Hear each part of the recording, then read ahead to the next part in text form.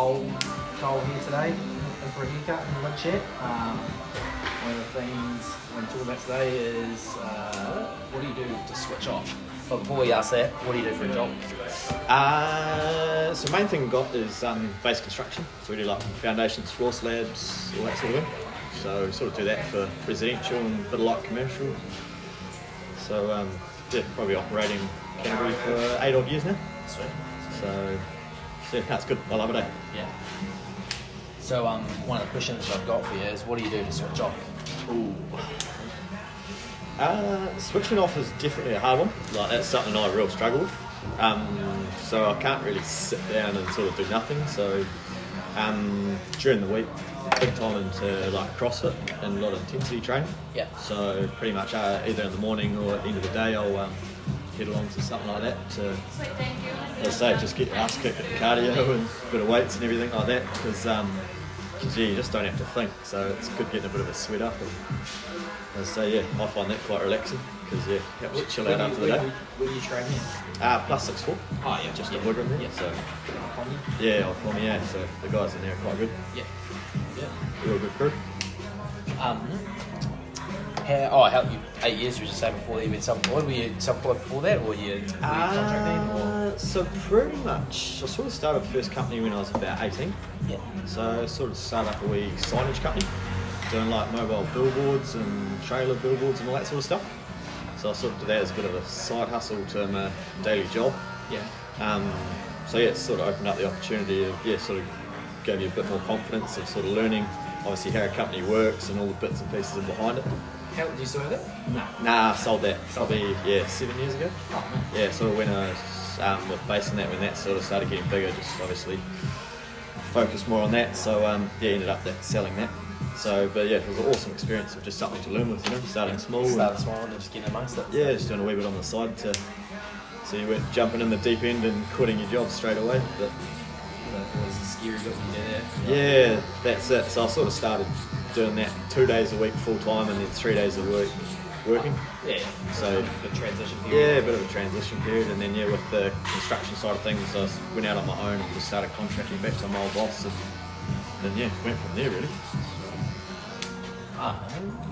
What gets you out of bed in the morning? Like, have you got any sort of things that like motivate you? Like when it's cold winter's morning and you don't really want to get out of bed, like what's the first thing? It's just like, right, gotta go. Is it like is it something you do like money, or it's just like I just enjoy what I do, or I just love it? To be honest, it's a bit of everything, It's a bit of money, like as I say, working you always got goals of making money and all that sort of stuff because got expensive hobbies with a bit of motocross and car racing and all that sort of thing, so obviously that requires a bit of money, so that definitely gets you out of bed to fund all that, Fund the hobbies. Yeah, but also too, the biggest thing I find with getting out of bed early is what you actually get done the first couple of hours in the day.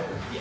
So sort of as soon as 7-8 o'clock hit, the phone starts ringing and everybody's sort of calling in and you get pretty easily distracted, so I sort of do you get in quite early usually and try and get amongst it? Like, sometimes try to beat people in? Yeah, so I'll sort of try to get into work sort of 6:30. Yeah. 7 o'clock at the absolute latest. Yeah. So just get an hour or two in before everyone sort of starts rolling in. Because, it's amazing. You'll get double the amount of work done in 2 hours than what you end up getting done in the next 6 to 8 hours with the rest of the day, That's what I kind of do is on Thursday, Fridays I should go to gym super early. Like I go to hit squat on Thursday, Friday, and I get up at 4:40 in the morning, go to the gym. It's tough because you have to go to bed super early, 4:40, and then you get up in the 5:05 class. You get back home at 6 a.m, so you've got an hour and a half before the phone starts ringing, anything goes off, and you've got plenty of time to just like hang out, like have a smoothie in this bar before it's epic because it's like the way to switch off, kind of like from distractions when you can actually have a clear mind. It's dead right, man. Yeah, it's sort of that first 10 minutes is the hardest bit. Like that first 10 minutes in the morning, once you're up and away. I find it so hard to get out of bed at that time, isn't it? Yeah. I just set my alarm clock just a little bit further away, so I have to get out of bed. And once I'm already out, I'm doing on the same, mate. The phone's on the other side of the room, so you've got to get out of bed to turn it off. You get in the middle of the night as well. You're like, 100%. So definitely getting up and makes the rest of the day easier because you find you tick a few things off. So makes you a bit more motivated for the rest of the day. Got that off top, it's been trimmed tight. Yeah, it's all good. Are you a goal setter or a wing it sort of person? Have you always been goal setter or transition? A little bit of both, man. I guess probably more lately, more and more goal setting and driven. Yeah. Just with getting a bit bigger and a bit more experience with what we're doing and where we're trying to go, and just involving sort of financial advisors and business coaches and that sort of stuff that really, I don't know, really shows you the importance of actually setting some goals and some targets and working towards it and that sort of thing. So yeah, at the start I probably wasn't a huge goal setter, but yeah, the last few years it's definitely come in, and I think it's definitely real important because it gives you a bit of a structure and idea of where you're going and how you want to get there. Say that, like this, it gives you some structure. Like, I think starting I was probably pretty wing it mode, but kind of a bit of a plan at the same time. And like to give me structure, because when you do go self-employed, you don't have the structure. It's kind of like you don't have somewhere that you have to be or like to start with, and where you have to like motivate yourself to get there. Like you don't have someone telling you off if you're late. And that's the biggest thing with being self-employed is there is nobody that's going to be grumpy at you if you're late or you don't turn up or you don't get something done. So it's sort of up to you to make it happen. So self-discipline sort of people that do it. Yeah, that's it. So yeah, I definitely think with that goal setting, it gives you a bit more purpose of where you're trying to go. Yeah. And I guess that's one of the things, you know where you're going with it as well, like that kind of tie together a little bit. It's 100%, yeah. Yeah, so it's just a case of obviously, setting some pretty big, scary goals at the start of where you want to be in a few years' time, and then just working back slowly with some smaller ones to some steps that you can see achievable. Do you have a mentor that you deal with? I wouldn't say a mentor as such. I've got a few people I definitely look up to, which I'll catch up with regularly.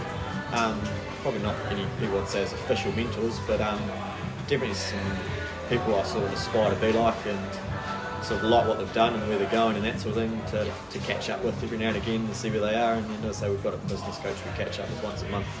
You do the coaching stuff, yeah, that's it. Just obviously, they just ask you all the hard questions that you don't always think about of exactly where you're trying to go and what you're trying to achieve, and when you're making decisions of whether it's a good one towards where you're trying to go or that sort of thing. Just a decision, you're like, oh. Yeah. Obviously, if you're looking at buying sort of new plant or not, or whether it's financially good decision or not, so just keeps you all in check. And then the last question I've got is, what did you want to do when you grew up, when you were a wee young fella running around?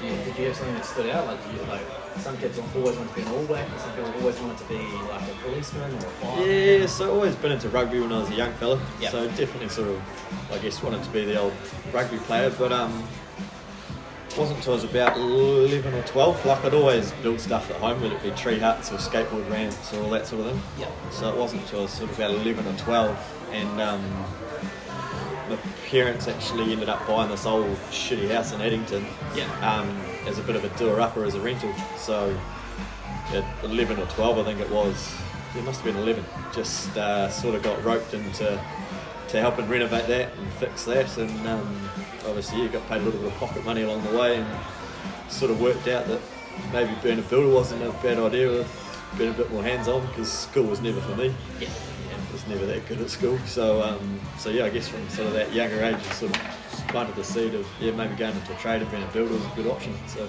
you did your building apprenticeship, mate? Yeah, so I left school at 16. Did building apprenticeship, so I sort of got halfway through and then went overseas for a year or so and then came back and carried on. Yeah. So I've got a quick fire question. So, favourite food spot in the town at the moment, or in Christchurch? The one that's like kind of like a go-to if you're going to go catch up with some of the boys and stuff? So I got two really, Sort of a bit nicer one, definitely King of Snake.